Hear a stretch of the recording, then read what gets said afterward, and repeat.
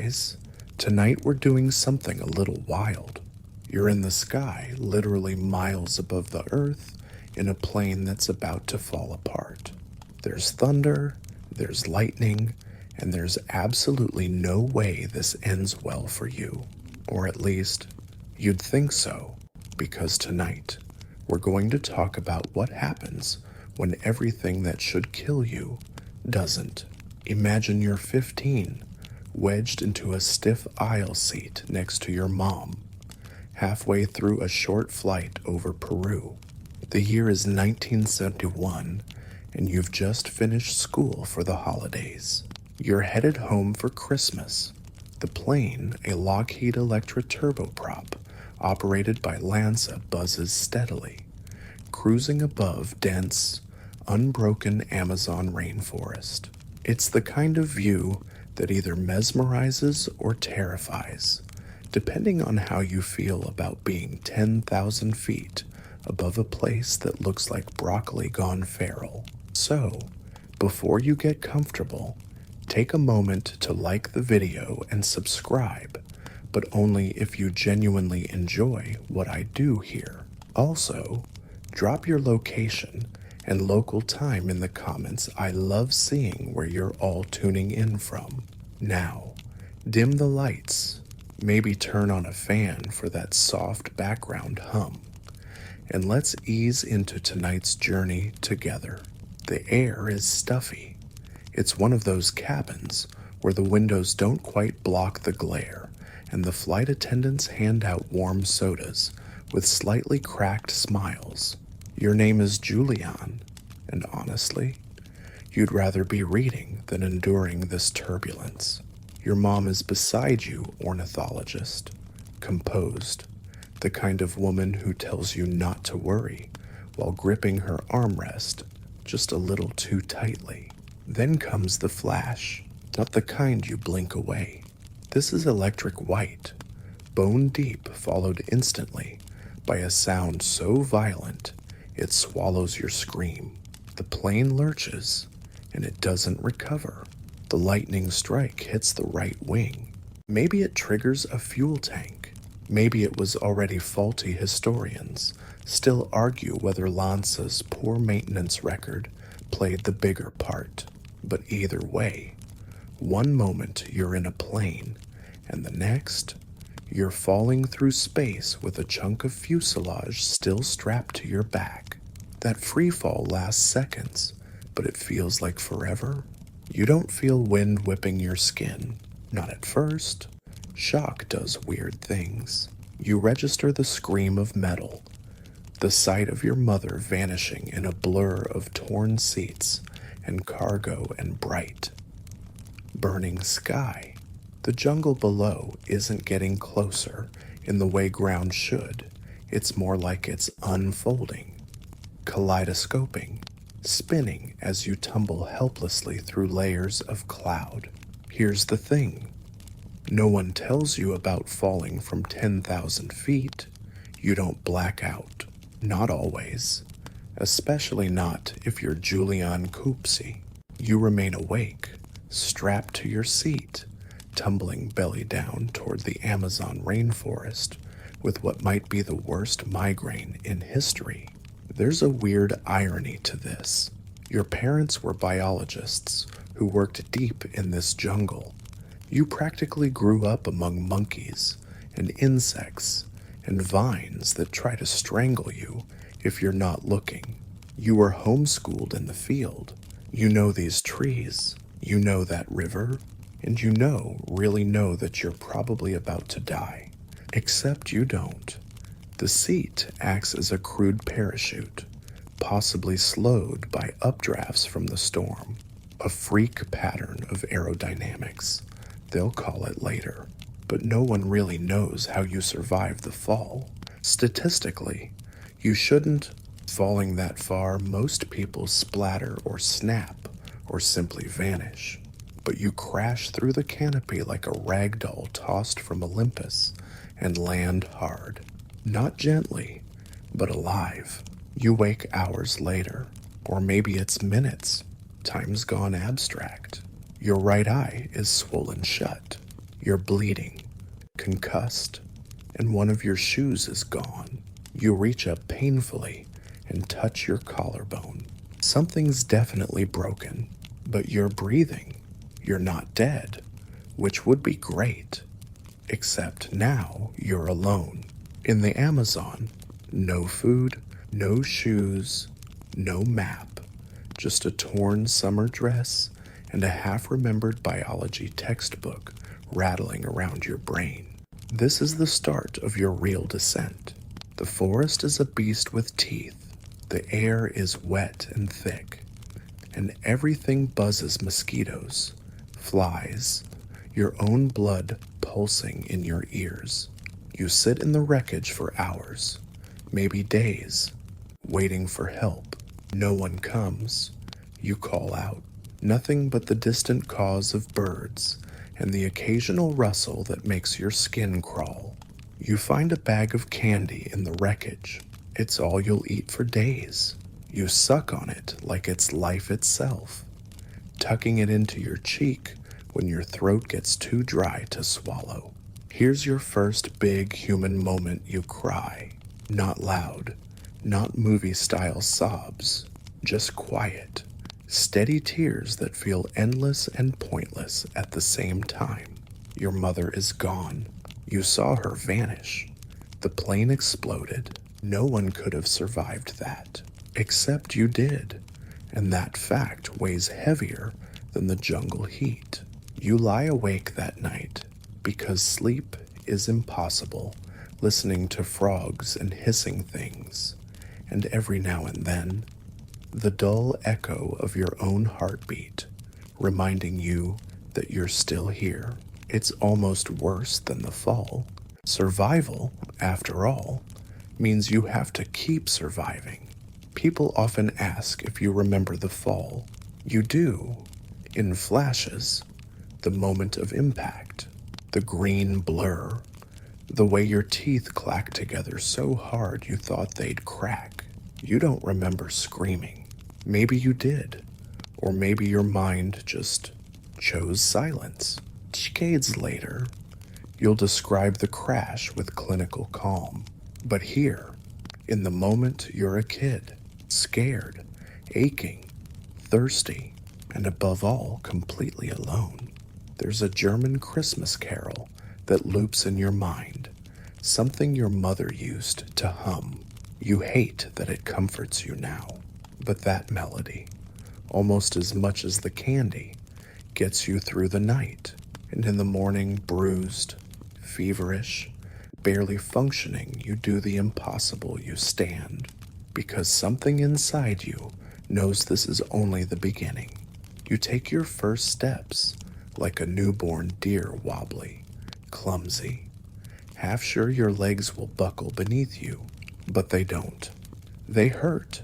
Yes, your whole body screams with bruises and scrapes, but nothing's broken bad enough to stop you, which is good, because staying put, that's not an option. The jungle doesn't offer welcome mats. You're still strapped to a piece of the plane seat, which you eventually wrestle off. One of your sandals is gone. The other dangles from your foot like a wet rag. You ditch it, deciding barefoot is better than hobbling unevenly through hell. The air tastes like mud and metal. It sticks to the back of your throat. You've still got the candy. That's all. You're in a thin, sleeveless dress, the kind of thing you'd wear to a sunny picnic, not a survival marathon through one of the deadliest ecosystems on Earth. And did I mention you're 15? Lightning flickers far off, a soft memory now. The storm is moving on, but your journey's just beginning. You shuffle through the brush, one hand dragging along trunks for balance. The forest is a wall green, loud, and breathing. It's not a background, it's a character, and right now, it's deciding whether it wants to kill you slowly or let you pass. There's a sensory overload that happens here. Not just sights, though. Yeah, the vines look like snakes, and the snakes look like twigs. And it's very possible you step on both, but sounds too. The hum of mosquitoes in your ear canal, the occasional shriek of a monkey that somehow sounds personal. Even the silence is loud, like something's waiting. The air is heavy. You move 10 feet and feel like you've run a marathon. Your skin's already swelling from bug bites. Your shoulder's on fire. Your right eye barely opens. You wonder if it's infected. But there's no mirror, no doctor, no mom to whisper, "It's going to be okay." And then it rains again. It's not gentle, it's biblical. Fat drops that slam into you, soaking through your dress in seconds. But here's the weird part: you're grateful. Because you're so thirsty, you tilt your head back and drink straight from the sky. That water is better than any soda you've ever had. Even the weird banana one they used to serve at Peruvian birthday parties. The mainstream historical fact here: Lanza had a reputation. This wasn't their first accident. Their safety record was somewhere between iffy and seriously. Who let them fly, in fact? Just a year before, they lost another plane killing 101 people. So when this Electra went down, no one was exactly shocked. Sad, yes, but not shocked, which means rescue, not exactly a precision operation. Search planes do get scrambled, but the jungle is too thick. They never see you, but you keep walking. Eventually, you stumble across something remarkable: a seat. Another one, crushed, empty. And a few feet away, someone, a woman face down, still strapped in. Her blonde hair is matted with blood and leaves. Her arm is twisted in that horrible way that screams finality. You don't want to look. You really don't. But you do, and it's your mom. Or maybe it's not. You're too out of it to be sure. The clothes don't quite match. But the hair. You sit down beside the body, just for a moment, crying again. Not loud, just leaking. Like your heart is sweating out the last of your hope. You're too scared to turn the body over. You're scared to know. You whisper, "Mom." Nothing answers but rain and buzzing flies. Fringe tidbit time. There's a theory floating on the weirder corners of the internet that Julian wasn't the only one to survive the fall. That one or two others lived the crash too, briefly, wandering the jungle before dying of injuries or infection. No official proof, but it adds a ghostly kind of sadness to the story, doesn't it? The idea that others were out there just never made it far enough. Night falls hard in the jungle. It doesn't ease in, it just drops. Like someone unplugged the sun. You curl up under a tree, arms wrapped around your knees. The ground is damp. Frogs keep hopping near you. One lands on your leg and you scream. 'Cause again, Amazon, everything here could be poisonous, including the air if it gets bored enough. You sleep badly. You dream of the plane again. The moment before impact. The way your mother reached for your hand so fast. So instinctive. Like she thought she could pull you back into safety through sheer willpower. When morning comes, you make a decision. Follow water. You remember one thing your father always said. In the jungle, streams lead to rivers, and rivers lead to people. It's your best bet. You start listening, turning your head this way and that, hoping for the sound of trickling. When you finally hear it, it's like music, like the last 10 seconds of your favorite song, over and over again. You find the stream. It's barely wider than your arm, but it flows, and that's enough. You start walking downstream. This becomes your rhythm drink. Walk, cry, repeat. You notice weird things now. Ants the size of Tic Tacs, flowers that smell like rotting meat, leaves that stick to your skin and won't come off unless you scrape them with bark. At one point, you step on something slimy and shriek loud enough to spook a bird into flight. You never see what it was, but you limp for hours after. Scholars still argue whether Julianne's survival was mostly physical good genetics, tough body, young bones, or mental. Was it her refusal to lie down and give up? Was it the childhood of hiking through similar terrain, or something stranger? Did the jungle spare her? Because here's the thing, you're not moving fast, but you're moving, even with one eye swollen shut, even hallucinating from dehydration and hunger. You keep walking. Some days, you think your mom is still nearby. Just ahead, around the bend, you call out. The trees swallow your voice. It's been 3 days, maybe 4. Time stopped checking in. You start talking to yourself, out loud. Not full sentences, just fragments. Keep going. Don't stop. Find help. It keeps you sane, sort of.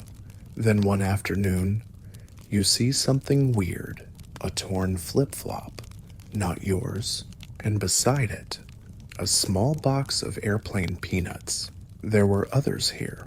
Maybe they're still close, but you never find them. The human body has this funny little habit it adjusts, even to things it absolutely shouldn't. So here you are, halfway through what may or may not be day 5, still hobbling along the stream, and your body has begun doing something ridiculous, treating this like it's normal. Not easy, not safe, just the new normal.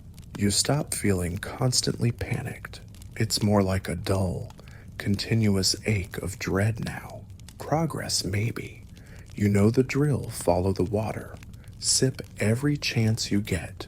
Ignore the bugs crawling into your clothes. One of them bites the inside of your elbow, and it swells up like a golf ball. You press it flat with a leaf and try not to scream. And then, mid-step, you feel something warm slither over your foot. You freeze, look down, just in time to see a snake, black with bright yellow bands, glide silently back into the underbrush, like it owns the place. It probably does. If it had bitten you, game over. You're too weak for venom, and there's no magic jungle hospital waiting just around the bend. Welcome to what is possibly the most dangerous walk in history. The stream gets deeper in places. You wade through waist-high water, your dress clinging like wet paper, squishing with every step. The sun stings your shoulders. You use muddy water to dab your eye, trying to clear the swelling. No dice. That eye's out of commission. So now, you're a half-blind teenage jungle ghost, but you keep moving. Eventually, the trickle becomes a creek, and the creek a river, wide enough to float a boat. If you had one, the current's slow, but steady. You sit on the bank, legs in the water, watching silver fish flick beneath the surface. They're beautiful, hypnotic. For a moment, you forget where you are. Then something brushes your ankle. You leap out of the water so fast you nearly faceplant. A fish, a snake, a crocodile. Historians may argue over Lanza's failings, but no one debates the fact that the Amazon River is basically a buffet for things that want you gone. Still, this river, it's a good sign. Rivers mean humans. Humans mean help. That's the math keeping your feet moving. Let's get quirky for a second. Did you know some indigenous Amazonian tribes used to treat snakebite with electric eels? I'm not kidding. They'd literally shock the venom out of you. It didn't always work. But hey, neither did 1970s medicine. And yes, it's exactly the kind of fact you don't want bouncing around your brain when you're pretty sure you just played footsie with a jungle monster. Onward, the rainforest shifts subtly, the canopy grows higher, the underbrush thinner. You're walking more than crawling now. That's good. Less tripping, less bleeding. But the hunger? Oh, it's setting in. The candy's long gone. The peanuts you found with the sandal moldy. You sniffed them anyway, almost ate one, decided against it. But that decision cost you a full hour of sitting on a log, arguing with yourself like two sitcom roommates. You're hallucinating. You're sure of it now. The trees keep looking like faces. You swear you hear your name called in your mother's voice, always from just behind a tree. You turn, no one, but you keep going. You slip, once, twice. The third time you hit your knee on a rock and scream for real, loud, raw, not because it hurts more than anything else, but because it hurts again. You're tired of hurting, and then you stop screaming because there, tangled in the roots of a tree, is something that doesn't belong. A boot, muddy, military style, and next to it a small metal case. You limp closer, heart in your throat. The case is rusted but intact. You pop it open, expecting who knows what food maps, a radio, inside flares, water purification tablets, and miracle of miracles, a half-sealed can of condensed milk. The metal's dented, but not pierced. You don't hesitate. You pour it straight into your mouth. It's thick, sweet, sticky. You choke on the richness after days of water and bugs, but you don't care. Your body lights up like a Christmas tree. That sugar, it's a message to every cell, don't give up yet. Here's your emotional moment.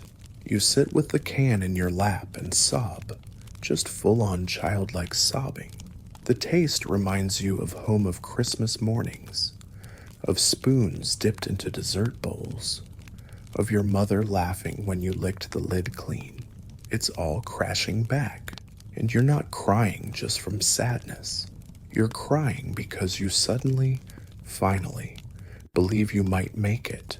The moment passes. You move again, and now something shifts. Out in the jungle, in you, you're not just walking. You're searching. You're alert. You've survived this long, which means you're not just lucky, you're resourceful. The river is still your guide, but you start looking for signs. Broken branches, old footprints, a plastic wrapper snagged on a bush. They appear slowly, subtly, human evidence. You follow it like breadcrumbs. That night, you lie on the riverbank and stare at the stars, one arm across your belly, the other pillowing your head. The sky is impossibly wide. It doesn't look like it belongs above a nightmare. It looks soft. Still, you whisper a name your mother's, just once, like a prayer or a lullaby, and sleep comes easier than it should. Let's get scholarly again. Some survival experts argue that mental resilience, not strength, is what saves lives in these situations. Julie Ann Kupke wasn't a wilderness expert, but she had a few key things knowledge of jungle flora, memories of field trips with her parents, and a refusal to stop walking. Was that grit or instinct? Historians still debate whether her survival was a triumph of biology, upbringing, or plain old luck. Back to you, jungle walker. The river twists. You follow it around a bend. And then, just as you're about to sink to your knees again, you spot something. A footprint, not your own, fresh, in the mud. And next to it, a bottle, a glass Coca-Cola bottle, half buried. It sparkles in the sun. Someone was here, recently. You stand there, ankle deep in mud, staring at the bottle like it's the Holy Grail. It's absurd, just a dirty glass Coca-Cola bottle, but to you, it might as well be a searchlight screaming. Civilization is this way. Your legs kick into motion before your brain catches up. You follow the tracks, squinting through your one good eye, tracing the slight indentations in the jungle floor. There's more than one footprint now. Bare feet, then some in boots.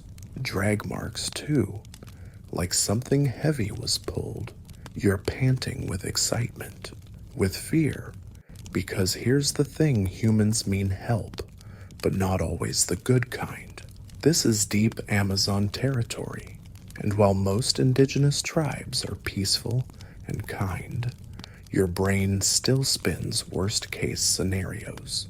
You've heard the stories: outsiders disappearing, lost explorers never found, but what choice do you have? You push through vines with thorns like fish hooks. Your dress catches and tears along the hem. Not that it matters. It's already just a glorified rag. A mosquito lands on your cheek. You slap it without thinking. The sound echoes louder than it should. Then something different. Smoke. Not the acrid, panicked kind of smoke. The slow, sweet curl of wood being burned. You pause. Sniff the air like a wild animal.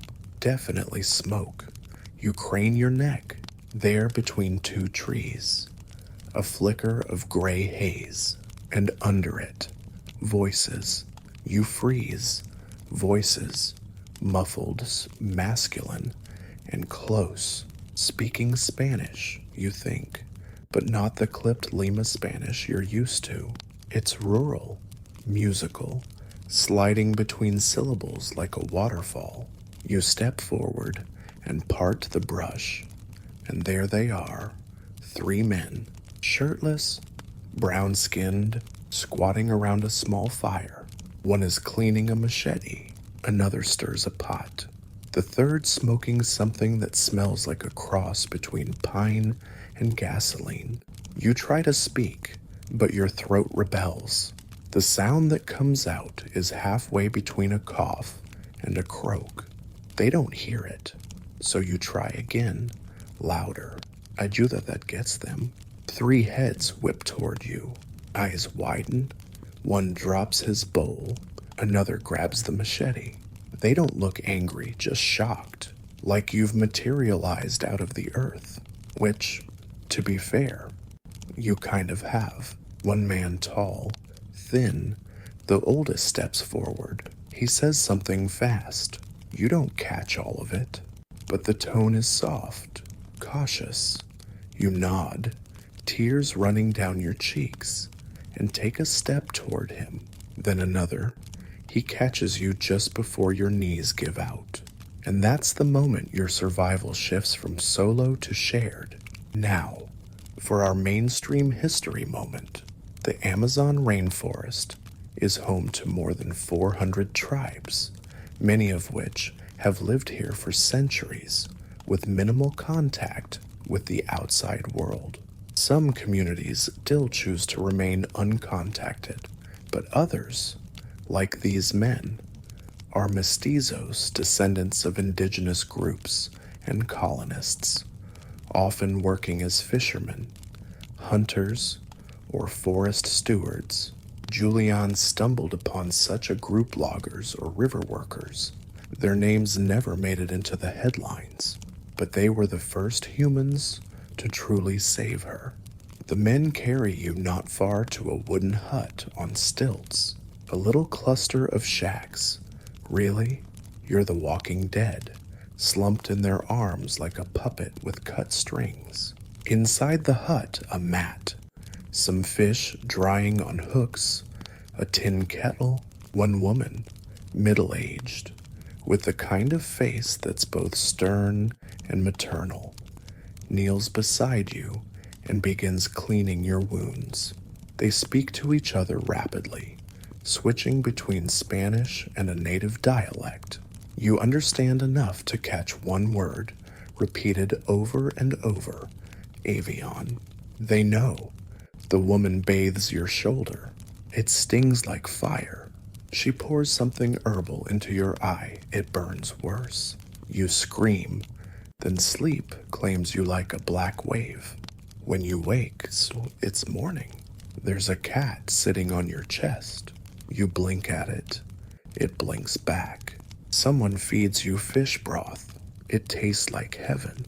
The woman smiles at you, brushes your hair away from your face, and mutters something about Angel Niñas, little angel. You're too tired to correct her. Quirky fact time: the people of the Amazon have used uricum seeds not just as body paint, but as natural insect repellent. It works, sort of. You get smeared with a sticky red paste that smells like pepper and paprika. It makes you look like a jungle warrior. You're too exhausted to care. After a day of rest, the men make a decision. They can't radio for help. No phones, no electricity. But they can get you out. So they build a canoe. You help where you can, handing them tools, clinging to the smell of fire and the sound of other humans. One man, Carlos, you learn is especially kind. He draws pictures in the dirt to make you smile. Little birds, airplanes, trees. When the canoe's ready, they help you in. It's carved from a single tree, long and narrow, with a small engine that sounds like a chainsaw with asthma. The ride begins. Here's your sensory moment. You sit on a pile of woven mats, the canoe gliding over mirrored water. The jungle rises around you, towering and infinite. Every now and then, a splash, something diving or surfacing, the smell of diesel and damp leaves. Your reflection on the water, half shadowed, looks like someone else. Older, they tell you it'll take a day, maybe two. At one point, you pass a river bend and see an old outpost abandoned, mold-eaten, half swallowed by vines. Carlos points to it and says, "Gringos," then mimes it, crumbling. You smile weakly. Colonial history, reduced to a shrug. Here's your scholarly note: experts still debate whether Julianne would have survived had she not found this group when she did. Another day alone, an infection or starvation might have won. Some argue she was just a few hours from death. Others think she had another day in her. What's not in doubt, the river people saved her life. You sleep in the boat that night, curled under a tarp. The sky explodes with stars. Somewhere, a jaguar screams. The sound is haunting, beautiful. You whisper, "Almost there," and for the first time in 9 days, you believe it. Morning arrives with a gold-stained sky and the sputtering growl of the canoe engine kicking back to life. You're sore in places you didn't know existed, but you're afloat, surrounded by kind strangers, and moving forward. For once, the jungle feels like a backdrop instead of an adversary. Carlos gives you a boiled egg in a cracked ceramic cup filled with something bitter and earthy, probably coffee. Amazon style. You sip it anyway. Even the worst jungle brew beats river water with a mosquito chaser. You feel like a human again, a fragile, red-eyed, bug-bitten human. But a human, the river widens. You see stilted huts along the banks now, hammocks swaying in the wind, the occasional barking dog, life, civilization's blurry edge. And then, just past a sandbar, you spot something that stops your breath. A dock. Not much. Just a crumbling plank nailed into thicker logs. But dock means people. People mean towns. Towns mean help. As the canoe pulls up, a man with a floppy straw hat ambles over. He's smoking a cigarette and scratching his belly. His eyes go wide when he sees you, this half-feral teen girl in a ripped party dress, crusted with blood and jungle filth. Carlos explains. Words tumble over each other. Avión, niña, selva, milagro, miracle. Straw Hat Guy disappears into a hut and comes back holding a dusty radio the size of a lunchbox. It's got a long, coiled antenna and stickers on it that say U.S. Aid and no gulpy don't hit. Carlos fiddles with the dials until the static becomes a voice. For the first time in over a week, the world hears you exist. Let's zoom out for a second. The world has been looking for you. Planes searched for days after Flight 508 went down.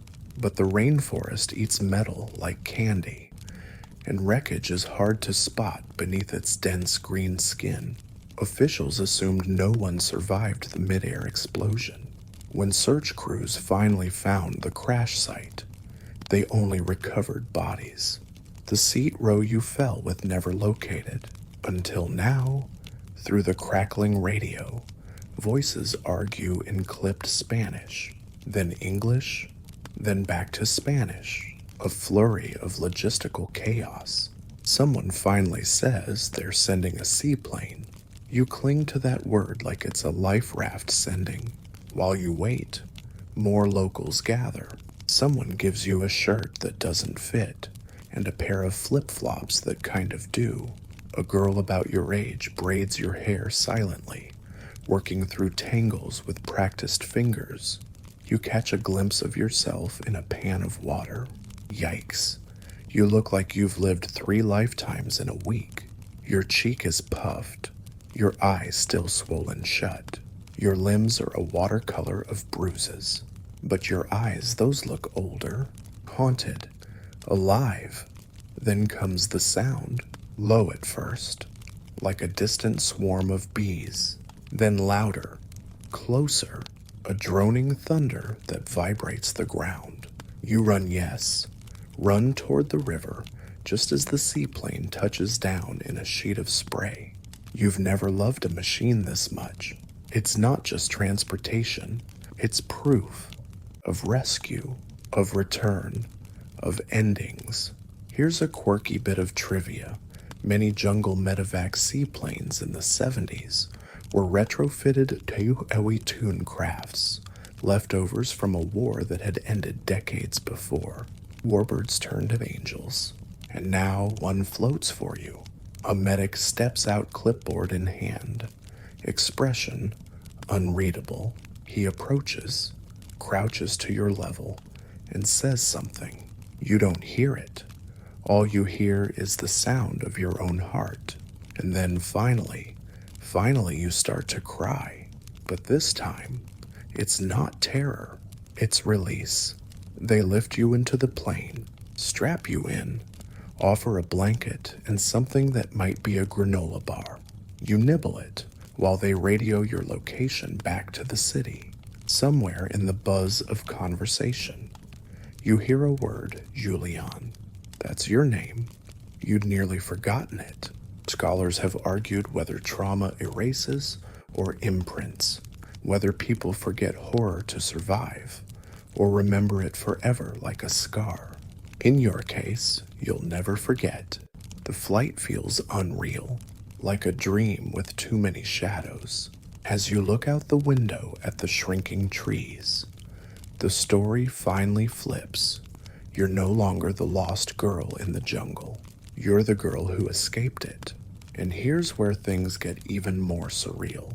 You land hours later on a makeshift airstrip, half mud, half miracle.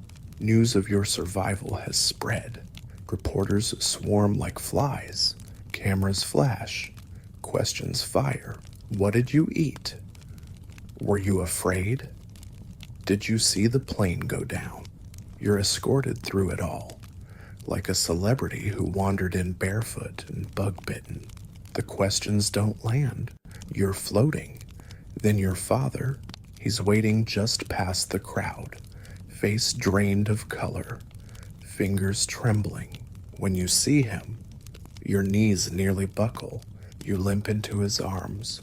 He holds you like something precious and broken. Neither of you speaks.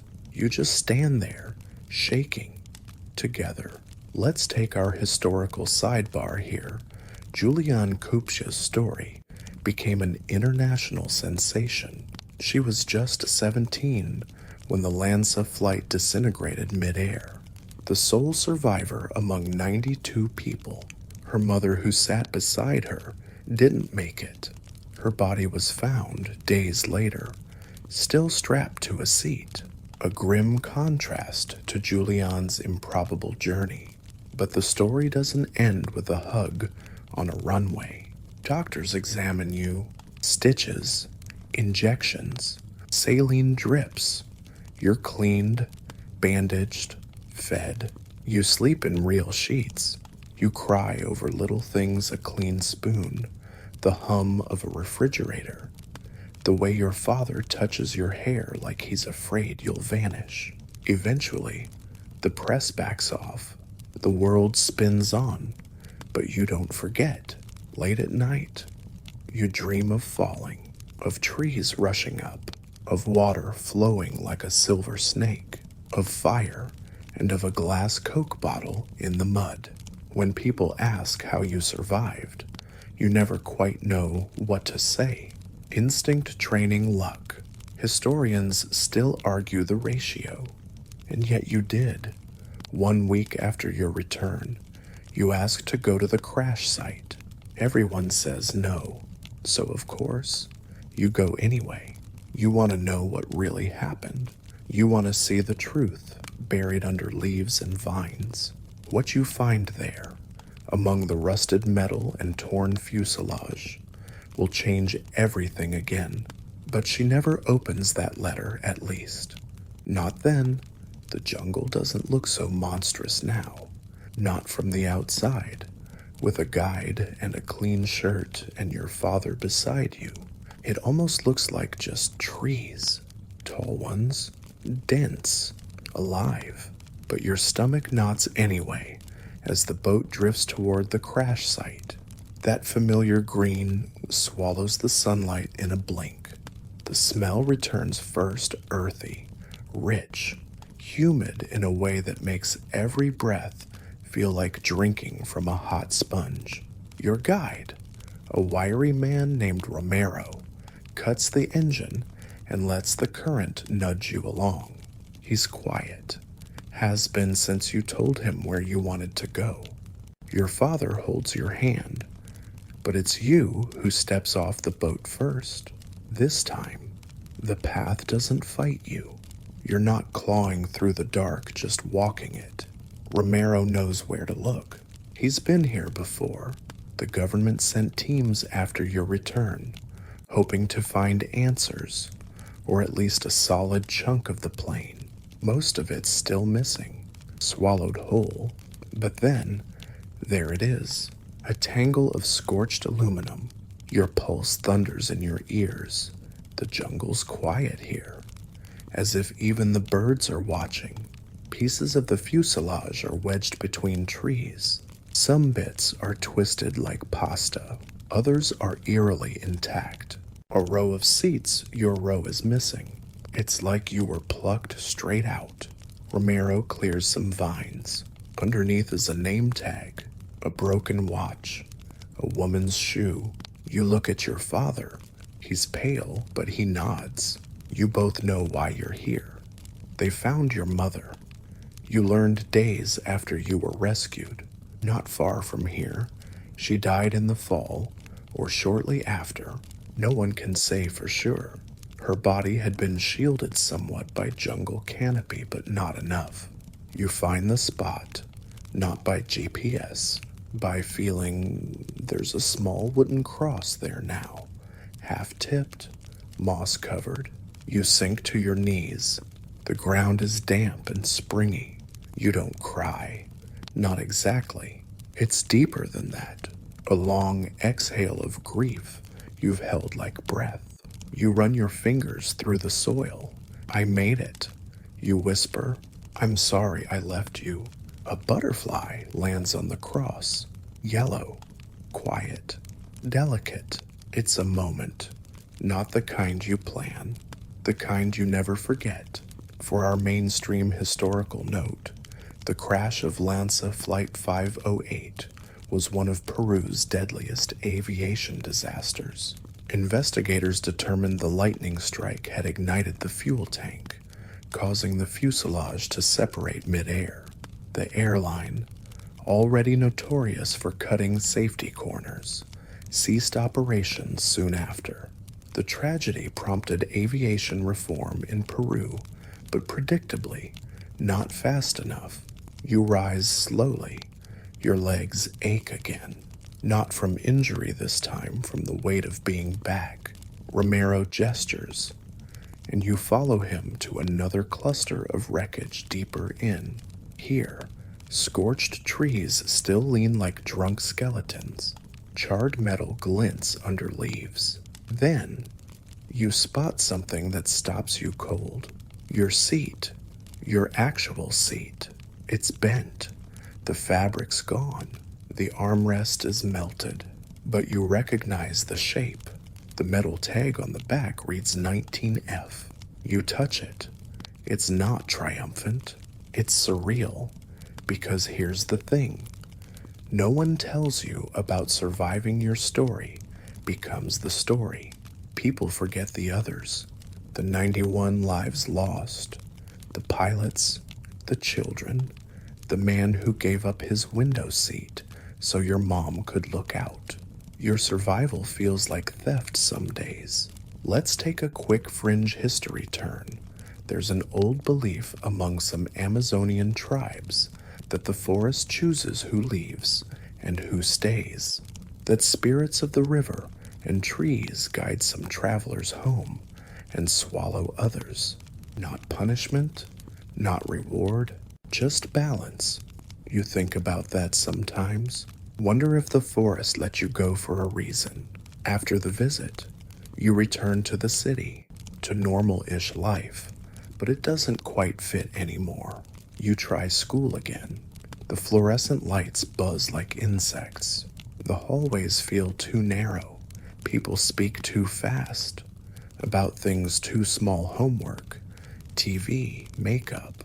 You try to blend, smile when they ask about the jungle. You become a living myth in your own classroom. They call you the girl who fell from the sky. One boy asks if you bounced when you hit the trees. You laugh, kind of. You're not sure if it's funny. Back at home, reporters still reach out. They want interviews, articles. Some even pitch a movie. You dodge most of it because they want the action, the miracle. They don't want the dreams, the scars, the sound of your mother screaming, cut short by thunder. Still, you do one interview, just one, for a German magazine. You speak carefully, tell only the truth you're ready to share. The article calls you stoic. You laugh at that. You feel like a cracked teacup being called shatterproof. Years pass. You finish school, move to Germany, study biology, like your parents. Focus on bats. Of all things, it makes people laugh. You survived a plane crash and picked flying mammals. But bats make sense. Misunderstood, silent, navigating the dark with something invisible. You still don't like flying, but you do it. And here's your scholarly whisper psychologists still debate whether survival stories like yours lead to post-traumatic growth or long-term harm. The truth is, it's both. You're stronger now, but also not. You've lived, you've also lost, you've fallen through clouds. One summer, you return to the jungle again, not to chase ghosts this time, but to study. You wear boots, carry gear, take samples, teach locals how to preserve species. And when you sleep, the forest sounds comfort you instead of haunting you, because you know them now. You once walked through this living green cathedral as a broken girl. Now, you walk it as someone whole. Mostly, the river still winds, the trees still rise, and somewhere in the shadow of that eternal green, a rusted seat remains silent testimony that gravity once failed to finish the job. But we're not quite done yet, because one final chapter waits. A moment of full circle closure that no one could have scripted, but it's real, and it starts with a phone call. The phone call comes on an ordinary Tuesday, the kind you fill with emails and too much coffee and maybe a window cracked open for fresh air. You almost ignore it, unrecognized number. Country code from Peru, but something in your gut flickers. You answer. A woman's voice, hesitant, accented, asks if you're Julian Kopche. You freeze. Yes, you say. There's a pause, and then the voice says, I think I found something. From the crash, instant vertigo. She explains her uncle had been clearing underbrush near Pucallpa, just a routine thing. Nothing dramatic when he unearthed something shiny under a pile of leaves. He dug a little and found a torn piece of fuselage, a seat belt, and an old handbag. Inside the bag, a pair of glasses, a photograph, a German passport, your mother's. You sit down hard. The world narrows to the size of your phone. She says the items are safe, kept in a little wooden box, waiting for you. Would you like them? You whisper. Yes. The journey back is quieter this time. Familiar. You know the drill. The humidity hits like a warm sponge. The mosquitoes still love you. The roads are still half pothole, half promise. But something's different now. You're not going back to mourn. You're going back to reclaim. The woman's family greets you at a modest home on the edge of the village. They're kind, but a little nervous, like maybe you're a ghost too. Someone they've only seen on TV or heard whispered about in church. The woman presents the wooden box like it's a sacred thing. It feels like one. You open it. Inside, a cracked plastic frame. Faded photo of a younger you with your parents, arms linked at a beach.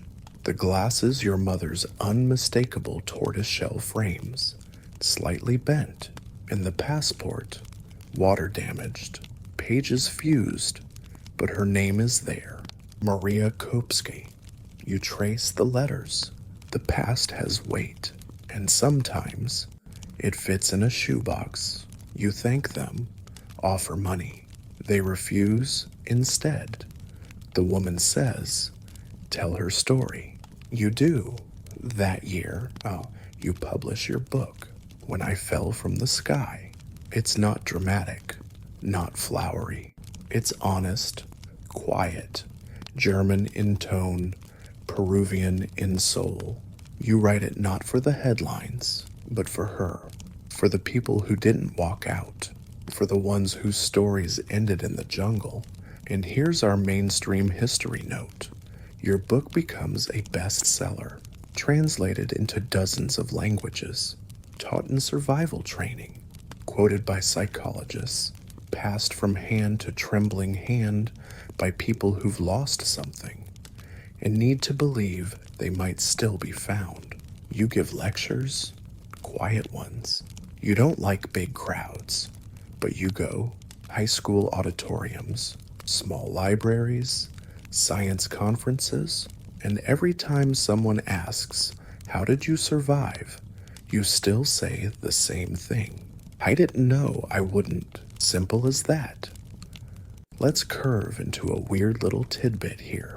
Your story inspired an entire subgenre of survival fiction in the 1980s. From dime store novels to made-for-TV movies, people became obsessed with lone survivors. Falling from planes became a bizarre cultural trope, somewhere between miracle and myth. A few even claimed to have faked similar experiences. You read about one man who jumped from a barn roof into a tree, trying to see if it would catch him like it did you. Spoiler, it didn't. Historians still debate why your story stuck. Was it the age, just 17, the setting, the juxtaposition of science and wilderness? Or maybe it was something deeper, that quiet, creeping fear we all have, that one day we might fall, and that desperate hope that someone, somehow, might climb back out. You're in your 40s when Werner Herzog calls. Yes, that Herzog. Turns out he had been scheduled to be on your flight in 1971. Last-minute change saved him. He never forgot. He reaches out to ask gently, respectfully, if he can make a documentary. You say yes. Wings of Hope premieres in 2000. It's sparse, beautiful, haunting. He films you returning to the jungle, walking your path. You say almost nothing, just your footsteps, the rustle of vines, the sound of birds echoing like memories. People cry watching it. You don't. Not anymore. You've made peace with the vines. There's one last thing. A few years later, you visit a school in Cusco. The students gather in a dusty courtyard. They've read your book. Some hold copies, dog-eared and underlined. One girl, 12, maybe asks the question you never expected. Do you think the forest loved you? You blink. She explains in her grandmother's stories. The jungle doesn't kill, it tests. If it lets you go, it means you listened, you respected it, you earned the way out. You don't have a clever answer. You just smile and say, maybe that night, under a mosquito net in a concrete guest house, you think about that.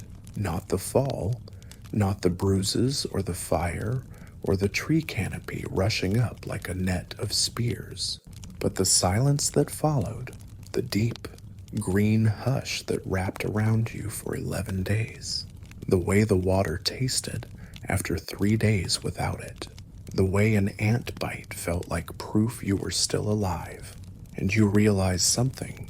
You were never alone. Not really. You survived because you were trained. Sure, because of science, because of luck, but also because something inside you kept whispering, move, get up, try again, walk forward. The jungle wasn't trying to kill you. It was watching, and in its own strange way, teaching you how to live. But there's still one more chapter, not survival, not memory, legacy, and it begins, as all stories do, with a question. What do you do with a life you never expected to keep? You get older, the world gets faster, louder, planes get safer, too statistically, at least. Turbulence still makes your palms sweat, but you don't panic anymore. You've already survived the worst fall imaginable. Everything else feels like a nap on a trampoline. You teach biology. You study conservation. You focus your work on preserving the Amazon because while it nearly killed you, it also saved you. that dichotomy never stops fascinating you. You spend years cataloging species, advocating for ecological balance, even helping design wildlife corridors in threatened areas. But no matter what else changes, your story follows you. It always starts the same. You're introduced at conferences not as Dr. Julian Kopka, biologist, but as the girl who survived falling from the sky. It's always girl, never woman, as if the version of you who hit the ground at 17 is frozen in time, forever half ghost. You come to accept it, like a scar, not shameful, not beautiful, just a part of you. And then something shifts. A museum exhibit opens in Germany, one about survival stories. You're asked to contribute. You hesitate. You've kept many of the artifacts private to the seatbelt fragment, your torn school uniform, your father's notes from the search. But eventually, you say yes. The display is quiet, muted tones, minimal text, just a dimly lit corner with your items in glass. A looped video shows a slow pan through the jungle. No narration, just the sounds. Insects, distant bird calls, a heartbeat rhythm made from your own pulse, recorded during a checkup. Visitors stop. They don't rush. Some leave flowers.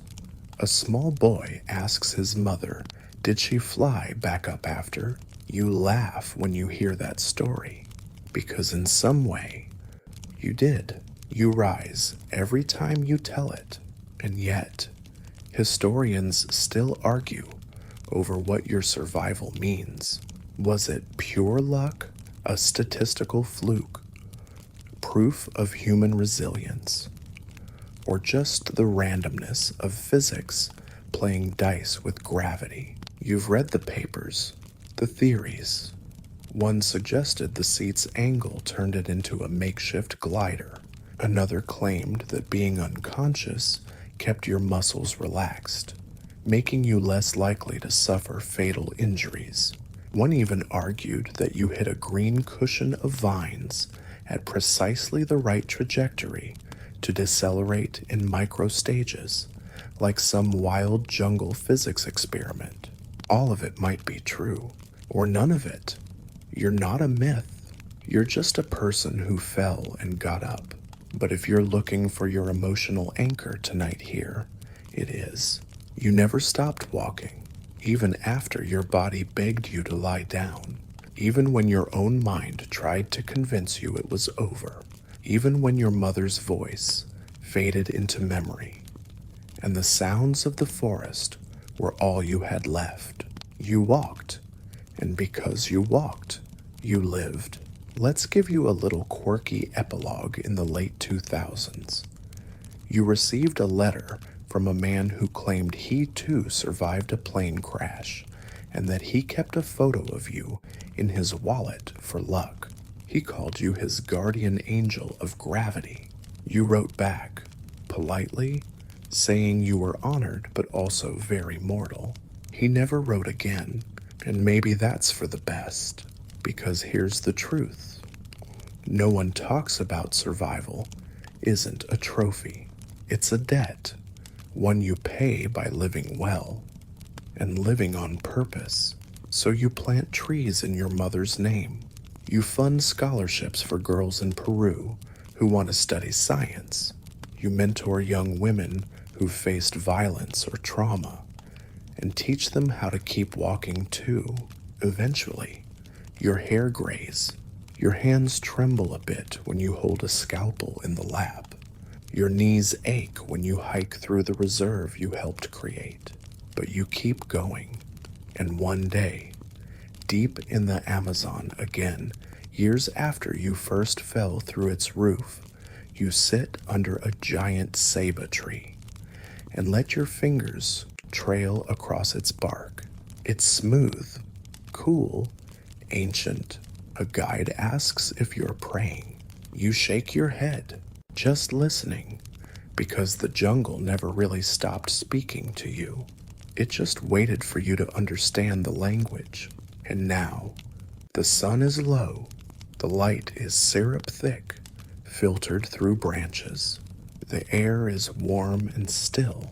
Somewhere nearby, a parrot calls out your name, not really, of course, but it sounds close, and you smile because you're still here, still walking, still falling, only this time upward. Let's take a deep breath now, in through your nose, hold it, and let it out slowly through your mouth. There you go. The jungle fades. Doesn't it? That buzzing heat, the green shadows, the weight of survival, it all starts to dissolve into the quiet hum around you now. You're not in the rainforest anymore. You're safe in your room, under soft sheets, with the low murmur of evening settling into your bones. Let the weight of Julian's story sink into you, not as something frightening, but as something strangely peaceful, because in every tale of survival, there's a lesson, not just about falling, but about how to keep going. Even when your legs shake, even when your eyes blur, even when the map makes no sense and the river runs backward, you walk forward, just like she did. Let your body relax now, one part at a time. Your toes, your fingers, that little muscle right between your eyebrows you didn't know was tense.